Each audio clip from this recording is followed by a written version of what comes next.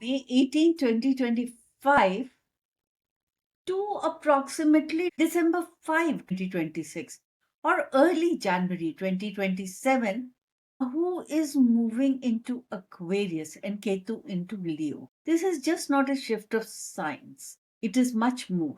This is a karmic shift. It unlocks deep karmic patterns and even rewrites soul contracts for each and every zodiac sign. The question that arises here, a personal choice that arises here is, are we ready to face our destiny or are we willing to repeat the cycle? Namaste and welcome. This is Ritu Lalit, healer astrologer, and welcome to my YouTube channel Psychiana. Today I'm talking about the karmic shift of the nodes, Rahu and Ketu. They are called Chaya Greh, shadow planets. And it's a very interesting thing because Rahu and Ketu are always 180 degrees apart. That means they create a karmic axis. Suppose Rahu is in the first, then Ketu is in the seventh. Or if Rahu is in the 11th, Ketu is in the fifth. And that is where they are placed in most charts. And this is a karmic axis.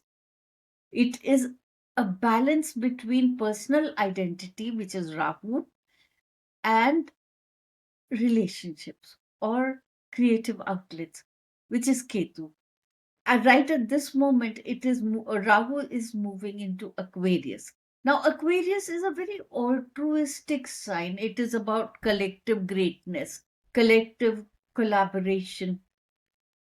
And Ketu is in Leo. Leo is very ego driven, self driven sign. And this is going to be a period of growth for most people. This transit urges resolving of tension between personal motives and societal contributions. And this makes it a very altruistic shift in trend. The key karmic themes that are going to be triggered by this shift are: one, Rahu in Aquarius will push towards community service, towards social justice and global causes. Sometimes, actually, often, at the cost of personal needs. Sorry, let me just repeat it. Rahu in Aquarius will push people into prioritizing community, group thinking, social justice, global causes, and sacrifice personal needs. At the same time, Ketu in Leo will prompt introspection, detachment from self, from fame, from external validation, and towards self centered pursuits. The karmic lesson I see over here is to find a balance, a harmony between serving the collective on one hand and honoring our own unique purpose without ego attachment. Another thing that happens is Rahu in Aquarius is all about innovation. Rahu is a very boundary pushing energy, and Aquarius is a sign of progress, of rebellion. So there will be breakthroughs in technology, in science, in social structure. However, there can be a very radical and unstable change. See, Rahu is all about obsession also. So when it is going into collectivism, there will be a growth in cults, in societies which have strange rules. There can also be manipulation. So, the karmic lesson over here is to pursue innovation with integrity, avoid shortcuts, avoid manipulative techniques. Ketu in Leo is all about self growth, deeper connection to soul purpose, and it will ask us to detach from external validation. The karmic lesson over here is to embrace humility and authenticity. We do not need external validation, and for many people, it's one of the major lessons we have to learn in life, to give up control, to give up bending to control also. And to avoid external validation, we can validate ourselves. That naturally brings me to the relationship aspect of the shift. Rahu in Aquarius will uh, boost unconventional relationships. The bonds that we form at this period are going to be ideological, not emotional. This transit is all about giving up intimacy and taking over collectivism. So I would suggest that we hold on to genuine relationships that we have formed before the shift. Because as a human being, one of our prime needs is genuine emotional connection. But at the same time, we need freedom. This energy that is coming, the energy that Aquarius is bringing into the atmosphere is one of freedom. And we need to balance it with our need for intimacy, for emotional attachment. Now, Rahu and Ketu are karmic planets, and their transit will bring past life lessons, always. Events during this period may feel fated, pushing individuals to confront unresolved issues related to pride, ambition, social responsibility. So, our path over here is to address past patterns with awareness, with accountability, and to break free from repetitive cycles. We may face conflicts between personal desires, group expectations. We may struggle between pride and detachment. And we can have illusions, a mental fog because of Rahu. And Ketu will play its part, making us withdraw from social interaction. So we have to look for a balance between all these. This transit also brings opportunities to release outdated karmic patterns, to embrace authenticity, to align with higher purpose, and to contribute towards meaningful change. Now, the triggers will be key life areas: career, relationship, health, because karmic lessons always play out in these three areas. Career, because of the validation issue, and relationships, because there is this push and pull between deep intimacy and detachment. And of course, because Aquarius is in play, social network. The tests, my friends, that we are going to face are between ego and humility, between this surrender of self to cultish kind of influences, and to withdraw within ourselves and see nobody else. So, this is a very karmic kind of a development that is coming. And this is going to not only play out in our personal lives, it's going to play out on the global stage. Technology and social innovation, because Rahu in Aquarius will bring massive growth in AI, in communication networks, in spaces like renewable energy, sustainable innovations, and of course, space travel. I can see a lot of movements towards these. There will be social movements. On the surface, these movements are going to play out for equality, environmental sustainability, human rights. But Rahu is an illusory force. So there can be a lot of polarization, misinformation campaigns, and international alliances will shift. I also expect international borders to be reshaped during this time. There can be a lot of causes for this: climate change, earth events like earthquakes, volcanoes, etc. And these can give rise to a shift in global alliances, and this can also give rise to public unrest. And there will be ego dissolution, spiritual awakening. There will be a lot of rise in intuitive abilities, in predictions, as well as there will be a very strange movement towards questioning of issues like religion, questioning of issues like leadership models. Populist and authoritarian regimes will face challenges in authority, and there will be spiritual and creative movements that flourish. And all of these will focus on authenticity, inner purpose. Because inner purpose and authenticity is going to replace our need for emotional intimacy. Financially, I see a growth in tech and innovative sectors, but I also see environmental concerns taking center stage, and there will be conflicts between individual nations, priorities, and collective goals. And this is going to bring a lot of push pull energy into the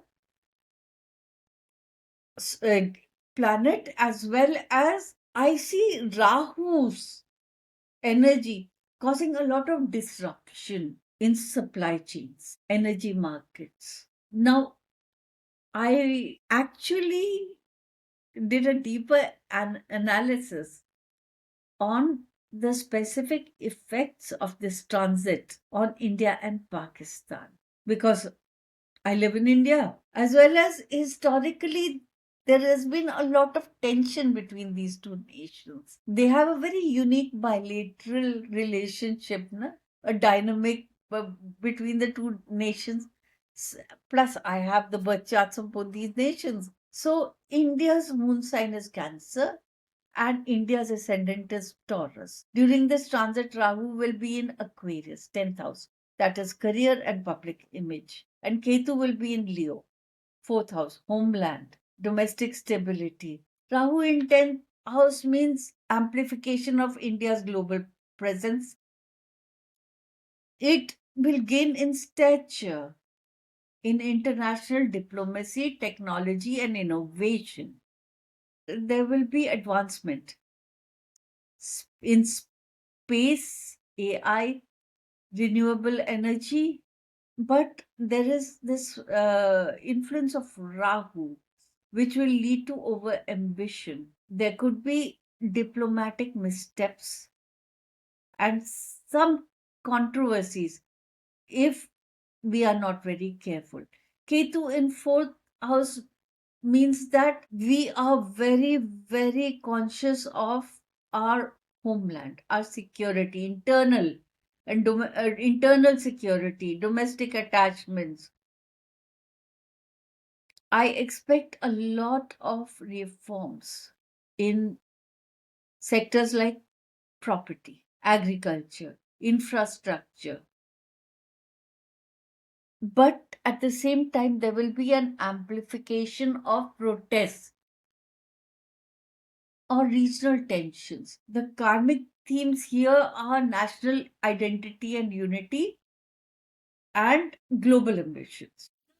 Rahu in Now with Rahu in 10th house and Ketu in Ketu in fourth, the transit may surface unresolved karmic issues related to national identity, unity, and force India to balance its global ambitions with domestic harmony. Saturn is in Pisces, 11th house, alliances and gains during this period. So I see a period of growth in strength for India. And geopolitically, India's global influence aligns with 10th house energies of Rahu, which gives rise to strong economic and strategic partnerships. But I also see future conflicts, especially with Pakistan. In fact, I have not seen it corroborated in any planet of Pakistan's birth chart, but intuitively I see Pakistan facing a lot of internal conflict. When I got this sense, I actually did a spread of tarot cards and I pulled out the Hangman and the reverse moon for Pakistan. Both these cards suggest a potential for deceptive relationships. There is treachery, and that which can lead to death of somebody very prominent in the leadership. Now, I once I saw this, I checked out Pakistan natal chart. Pakistan's moon sign is Cancer and its ascendant is Gemini. During this transit, Rahu will be in Aquarius, ninth house, higher ideals, foreign relation. Ketu is in Leo. Now, Rahu in ninth house, Rahu is obsessive.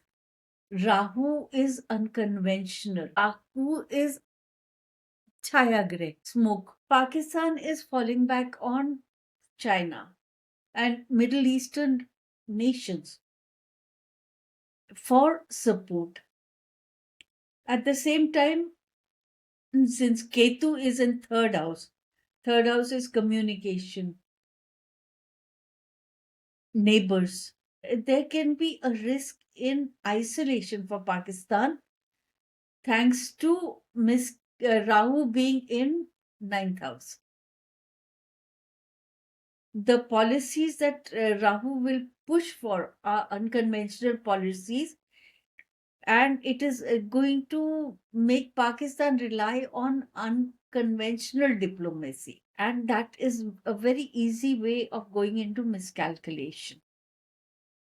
And this can make Ketu bring in isolation. The detached energy of Ketu can cause communication breakdowns and internal dissent.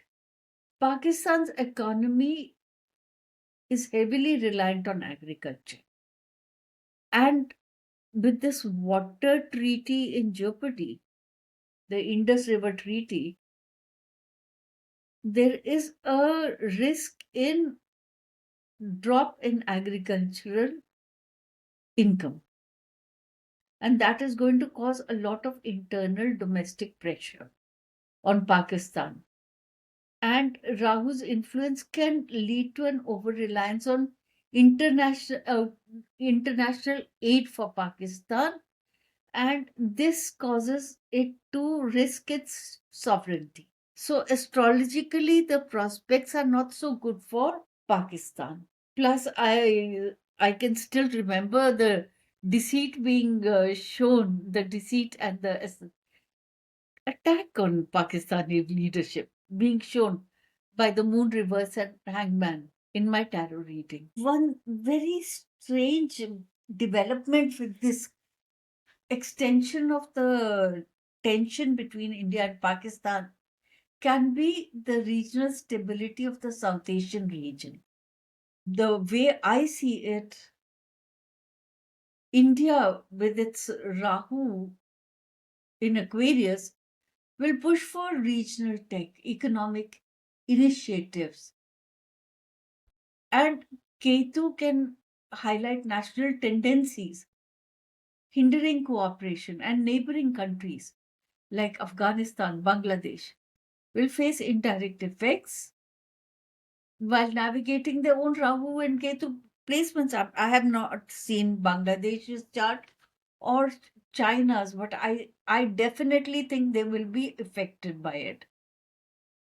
Conflict resolution is the best way forward for both countries, but I increasingly see a lack of that. If you want to see a deeper dive into specific aspects like economic impacts, military risks, astrological remedies, or if you have personal details to be analyzed for individual effects, please let me know. I can do a personalized reading for you. And also in the comments, let me know where Rahu and Ketu are in your birth chart and what karmic patterns are you noticing already. Until next time, stay grounded, stay awakened. Namaste.